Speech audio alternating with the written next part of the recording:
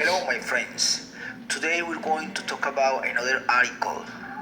This time we're going to do it in English for those followers who are English speakers. Here I go. This article named Biomaterials, Biomechanics, Tissue Healing and Immediate Function Dental Implants by Jack Lemons, who's a PhD, is with the Department of Prosthodontics and Biomaterials, University of Alabama, Birmingham. As an introduction, we can say that a great number of considerations and issues continue to exist regarding to clinical aspects of treatment when considering dental implant systems intended for immediate function. In terms of making a decision, it must take into account at least 4 areas that should be interrelated and appropriately evaluated before selecting any given dental implant system. The first area is the functional requirements and the quality and quantity of available tissue. The second area is related to implant design. The third area of consideration about selection is the biomaterial or biomaterials of construction plus the regional surface chemistry and topography.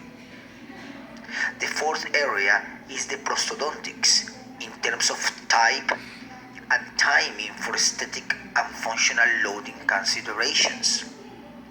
The third fit and feel is specific to endostal implant body and the size and shape that maximally fits and fills the bone osteotomy within the dimensions of the host anatomy for the system selected. Now, in the materials and methods, we can say that a number of sources have been used for the development of this paper. Over the past 3 decades, these have been included. Number 1. Discussions with practitioners of dentistry and medicine. Number 2. More than 200 laboratory and laboratory in vivo studies of Masters of Science, Doctor of Philosophy, resident and undergraduate projects. Number 3. Laboratory studies of explanted and in situ cadaveric implants devices. And number 4, information for professional conference and the published literature. In the discussion, we can say that the biomaterial surface conditions related to chemistry and topography, usually at the microdimension level, are often associated with the intent of prefabricate the surfaces for additions of organic type morphogenes or mitogenes or chemical modifications intended to directly influence tissue healing. In the biomechanics and implant design, we can say that the focus of the section of the biomechanical aspects of dental implant designs will consider related differences among endostal devices and their categories of plate, rad, and screw versus plateau, fin, and porous systems.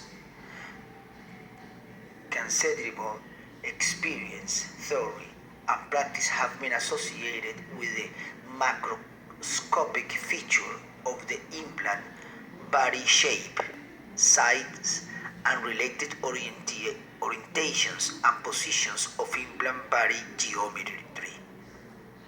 In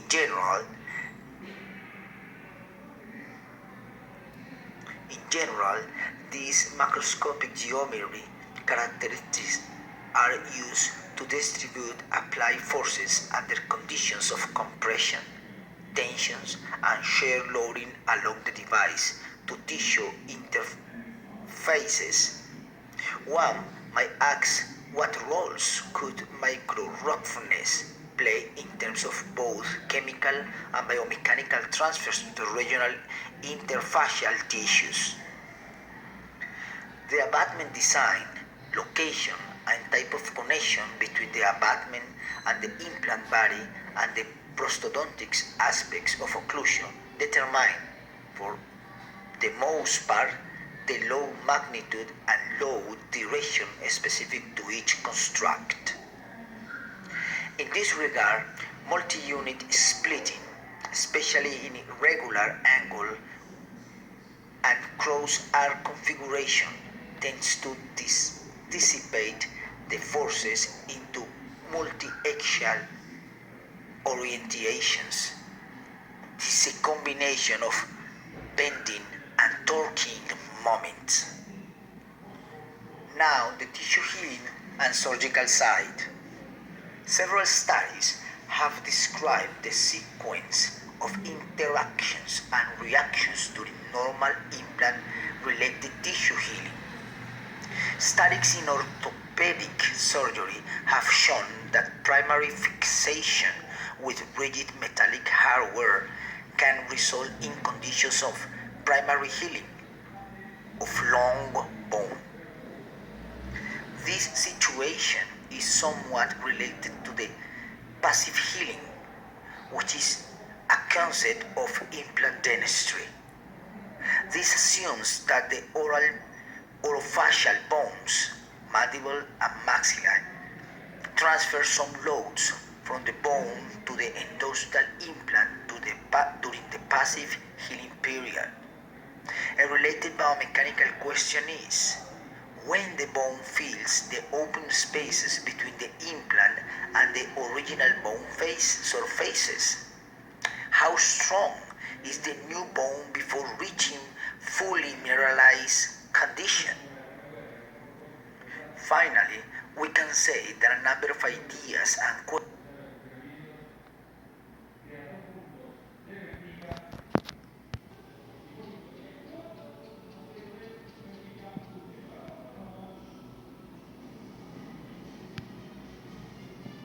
have been presented specific to dental implant biomaterials and biomechanic designs, and tissue healing as related to the reintroduced concept of immediate function loading systems. The decisions and selections of what and when reside with the clinical professionals.